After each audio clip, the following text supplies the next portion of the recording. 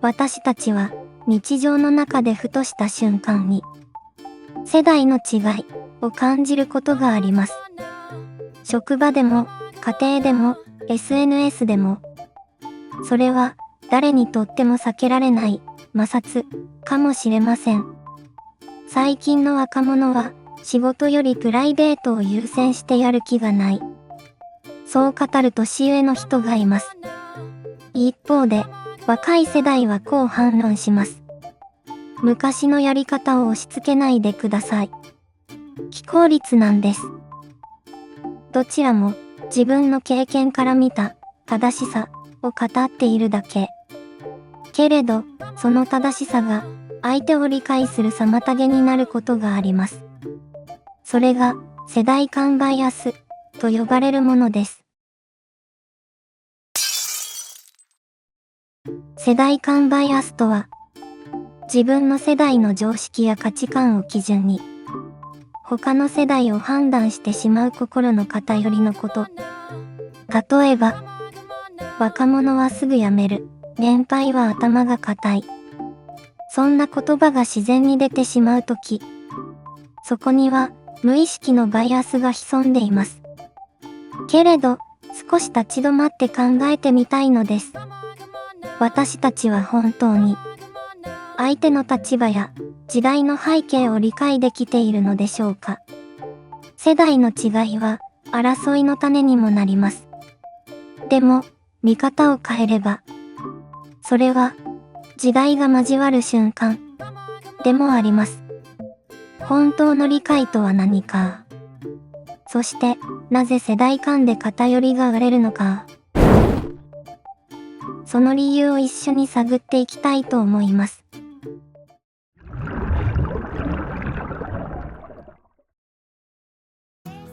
朝のオフィスやカフェ、あるいはコンビニやチャット画面。若者の目に映る景色は、情報と自由感に溢れています。けれど、働き方や価値観は、人によって本当に様々です。柔軟な働き方を望む人もいれば、固定的なやり方を重視する年上もいます。地方や業種によっては、そもそも働き方の前提が違うこともあります。IT リテラシーや情報への接触の差も影響します。経験に基づく指示が多いと、少し息苦しく感じることもあります。昔はこうだった、と言われても、根拠が見えにくく感じる瞬間があるのです。その一方で、コンプライアンスやハラスメントのルールを頼りに、上司の言動を慎重に見守るようになった人も増えています。時に、それが自分を守るための盾のように働くこともあります。育ってきた環境も関係しています。社会全体でコンプライアンスや安全が重視され、子供に頼まれごとをあまり任せない家庭も増えました。だから、社会に出てから自分から仕事を引き受ける経験が少ない人もいるかもしれません。さらに、どれだけ頑張っても報酬が増えない現実があります。この経験が続くと、無理に頑張らずプライベートを優先したくなるのも自然です。やるだけ損かもしれない、と思う瞬間もあるかもしれません。こうした背景が、上司との仕事の進め方や期待値のズレにつながります。過剰な権威に縛られず自由な感覚を育む一方で、年上世代へのわずかな反発や不信感も生まれます。例えば、チャットツールで効率化を試みても、直接口頭で報告してほしい、と言われることがあります。あるいは、飲みに行くのを断っただけで協調性を疑われることもあります。若者の視点では、経験や年齢に頼らず、自分で情報を調べて行動することが自然です。しかし、その自由と安心感を重視する価値観の違いが、年上世代との摩擦や誤解を生むこともあるかもしれません。柔軟な働き方、情報の扱い方、育ち方の違い、そして年齢や経験への距離感、それらが重なり合って、若者の目に映る現実の景色を形作っています。そして何より、自分で情報を集め、考えて行動する若者の姿勢は、どの環境でも共通の力になっています。場所や環境によって見え方は違っても、この芯はおおむね変わらないように思えます。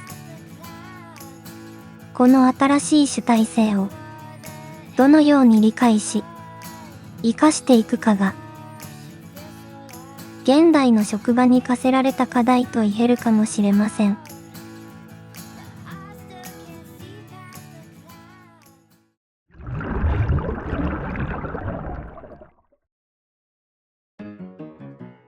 街を歩けば、若い世代がスマートフォン一つで、何でもこなしている姿が目に映ります。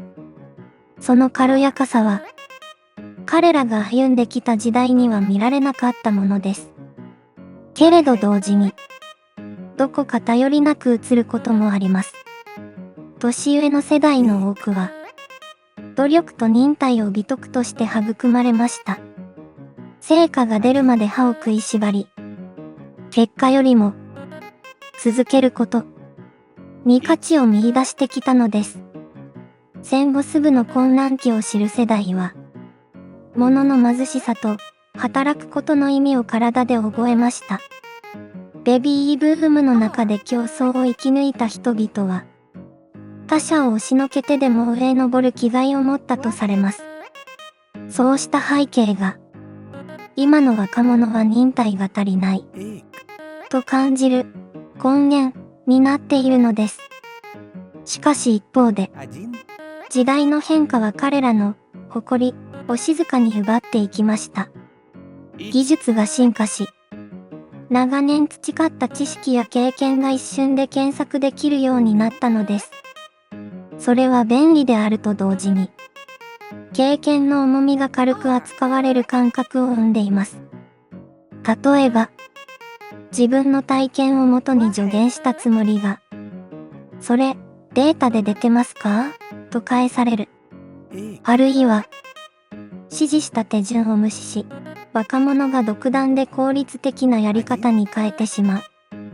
そんな瞬間に、時代に取り残されたような孤独を覚える人もいます。やっとの思いで覚えたツールの操作を、若者が何気なく教えてくれる。その優しさの中に、どこか自尊心を刺激されることもあるかもしれません。それは、能力の差ではなく、時代の速度の差です。かつては絶対だった権威や経験が、今は更新通知一つで形を変えてしまうのです。その変化に追いつけないもどかしさが、時に、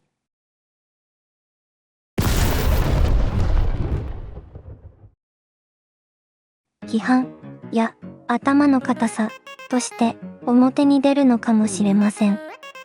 老成の目に映る景色は、懐かしさと喪失、そしてまだ消えない誇りが入り混じった風景です。そこにあるのは、若さの眩しさに対する反発にも似た感情。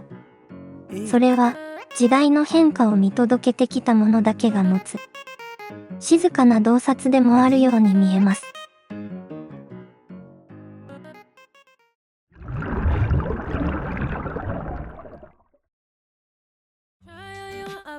これまでの動画で、世代間の目に映る景色の違いを見てきました。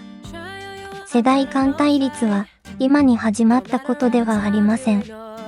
実は世代間の摩擦はいつの時代にも繰り返されてきました。少し昔、明治の文明開化の時代を思い浮かべてみましょう。洋服を着て鉄道に乗る若者たちがいました。新しいものを受け入れる姿でした。その姿を見た年上の世代は、洋服を気弱な格好だと批判したと言われています。振り返ると、今の年配世代も、かつては新しい価値観の波を生きた若者でした。そして、今の若者たちが受けるような偏見を、彼らもまた経験していたのです。技術の進歩も、この世代の変換を加速させました。革や井戸で洗濯していた時代から、洗濯機のある暮らしになり、教室や土間の保存から冷蔵庫のある台所へと変化し、飛脚やカゴが汽車や自動車へと変わり、人々の移動や生活の常識も塗り替えられていきました。そして今は、スマートフォンや AI が、情報や仕事の常識を激変させています。変化のスピードは違えど、根底にあるのはいつの時代も同じ。新しいものへの戸惑いかもしれません。かつての社会では、年長者は集落の村長や経験者として、知識を伝える役割を果たしました。経験則を持つ老成の存在は、コミュニティにとって不可欠でした。しかし現代では、情報はネット上にあり、経験則はデータで簡単に検証されてしまいます。尊敬される場を失った老成の世代は、時代の渦に巻き込まれた。ある種の、時代の犠牲者、だったのかもしれません。若者も年長者も、それぞれの時代の常識や経験を基準に、相手を判断しがちです。誰もが時代の変化によって自分の常識が非常識になる瞬間を経験するのではないでしょうか。ここで少し想像してみてください。繰り返されてきた歴史の円環から私たちは何を学べるでしょうか。昔の常識をただ押し付けるのではなく、互いの背景を理解しようとすること。それが小さな第一歩になるかもしれません。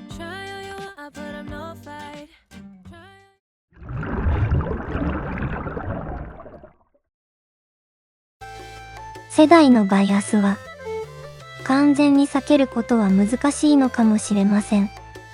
老成が持つ秩序と若者が求める更新の衝動。この二つの力は歴史の円環の中で何度もぶつかりながら社会を動かしてきました。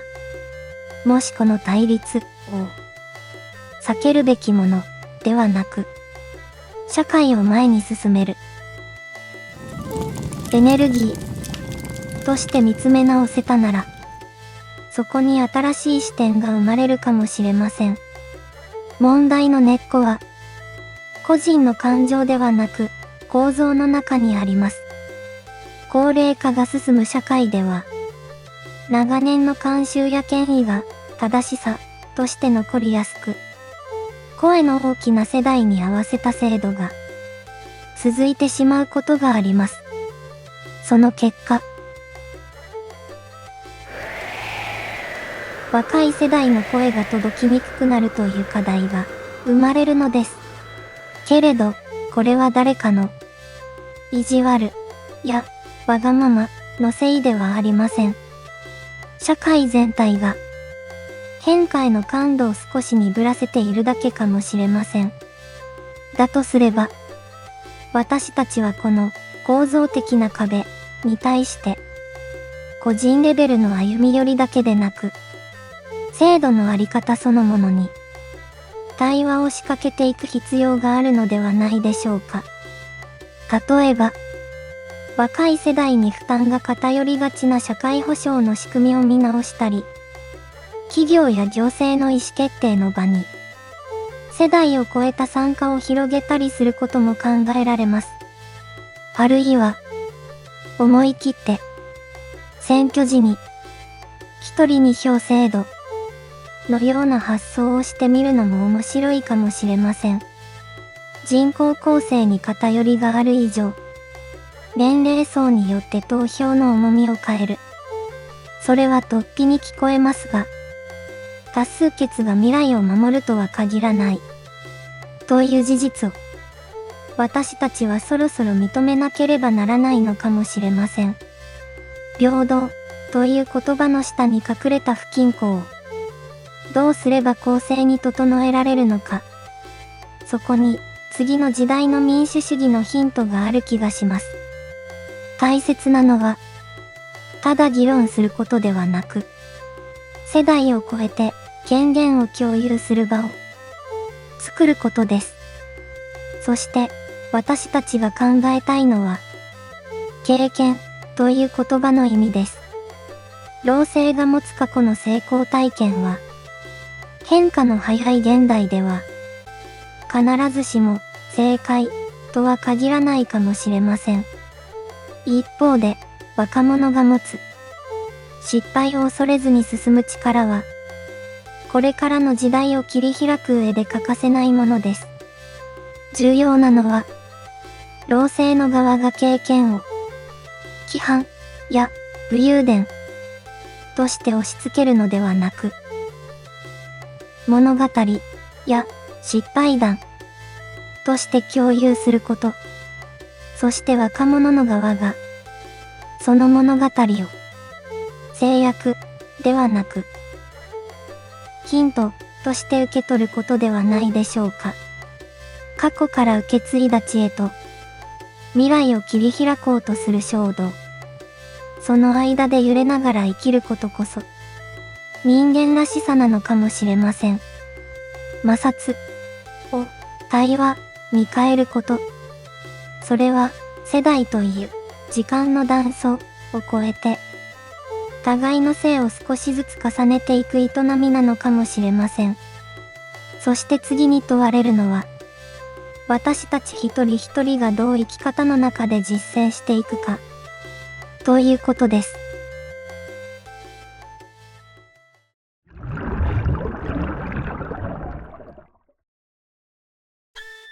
世代間の関係を考えるとき、最後に問われるのは、知識や経験をどう受け渡すかという実践です。